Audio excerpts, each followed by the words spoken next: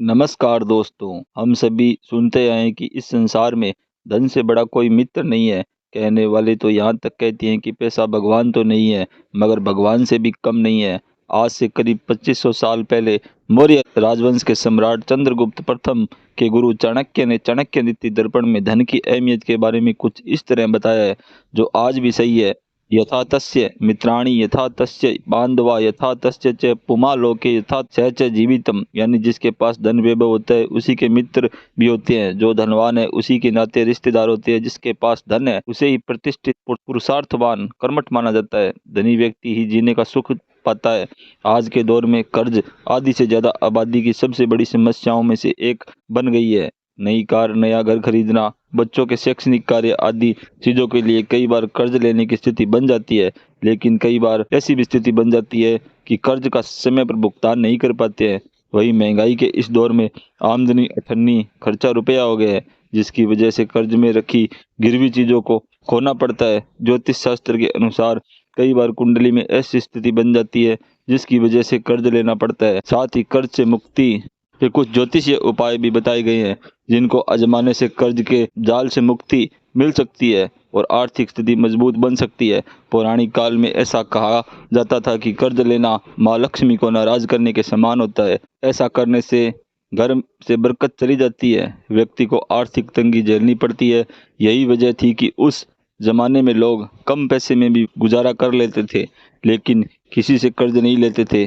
अब समय पूरी तरह से बदल चुका है। लोग घर, गाड़ी, बिजनेस और शादी सहित कई चीज़ों के लिए कर्ज लेते हैं।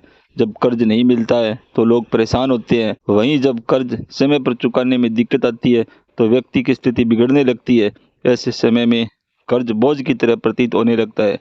अगर आपने भी लोन लिया है या लेने की सोच रहे हैं तो देखिए कि क्या आपकी कुंडली में भी कर्ज योग है और क्या आप समय पर कर्ज चुका पाएंगे। तो आइए जानते हैं वैदिक ज्योतिष शास्त्र के अनुसार जिस जातक का जन्म वृषभ अथवा सिंह राशि में होता है उसकी कुंडली में बुध अगर गुरु के साथ 8वें घर में हो तो व्यक्ति का आधा जीवन तो सुख में रहता है और बाद के जीवन में कर्ज के कारण तकलीफें उठानी पड़ती है। तो वहीं ऐसे जातक जिनकी कुंडली में सूर्य और शनि पहले घर में एक साथ बैठे होते हैं, उनका पैसा अदालती मामलों में खर्च हो जाता है।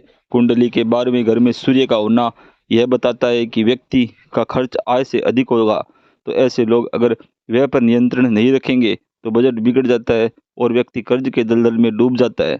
वहीं ज्योतिष शास्त्र में कर्ज संबंधी विषयों के लिए कुंडली का छठा घर भी देखा जाता है। जिसकी कुंडली में छठे घर का स्वामी मंगल, शनि या सूर्य है तो यह 8वें अथवा 12वें घर में दिखाई पड़े तो ऐसे लोगों को कर्ज लेने से बचना चाहिए, क्योंकि कर्ज चुकाना इनके लिए काफी मुश्किल भरा होगा। इसी प्रकार यदि कुंडली में छठे भाव का स्वामी ग्रह कमजोर हो और उस पर मंगल, शनि और राहु या केतु की दृष्टि प्रभाव में हो तो ऐसे लोगों को कर्ज लेना पड़ता है और कर्ज चुकाने में कठिनाई आती है। वहीं अगर कुंडली का 10वां, 11वां एवं दूसरा घर शुभ ग्रहों के प्रभाव में होता है तो ऐसे लोग कर्ज तो ले लेते हैं और उन पर कर्ज का दबाव भी नहीं रहता है, क्योंकि आय में वृद्धि होती रहती है और समय से कर्ज मुक्त हो जाते हैं। ज्योतिष शास्त्र के अनुसार 6वें, 8वें, 12वें और मंगल को कर्ज का कारक ग्रह माना जाता है। कुंडली में मंगल ग्रह के कमजोर होने पर और मंगल के पाप ग्रह से जुड़ने पर या छठे, 8वें और 12वें में नीच स्थिति में होने पर, यानी मंगल अगर कर्क राशि में है तो व्यक्ति ज्यादातर समय कर्ज में रहता है। अगर मंगल पर शुभ ग्रहों की दृष्टि पड़े तो कर्ज होता है लेकिन मुश्किल से उतरता है। शास्त्रों में मंगलवार और बुधवार के दिन कर्ज लेन देन को वर्जित बताया गया है।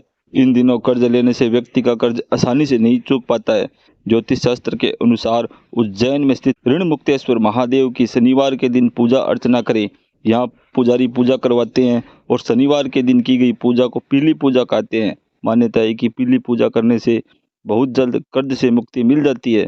पीली पूजा में सभी तरह की पूजा की चीजें पीली होती है, इसको महादेव को अर्पित किया जाता है। के अलावा ज्योतिष शास्त्र के अनुसार मंगलवार के दिन व्रत रखें और मंगल ग्रह के मंत्रों का जप करें। साथ ही इस दिन अपनी स्थिति के अनुसार लाल चीजों का दान करें।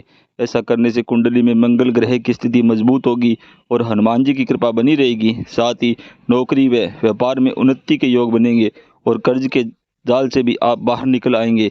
इसके अलावा हर माह के शुक्ल पक्ष के गुरुवार को माथे पर केसर व चंदन का तिलक लगाएं, गुरुवार को राम दरबार के सामने दंडवत प्रणाम करें और मनोकामना करें। ऐसा करने से आपके सभी कार्य सफल होते जाएंगे और कर्ज से मुक्ति मिल जाएगी। इसी प्रकार ज्योतिष जानकारी के लिए चैनल को लाइक और सब्सक्राइब करें। ओम नमः शिवाय।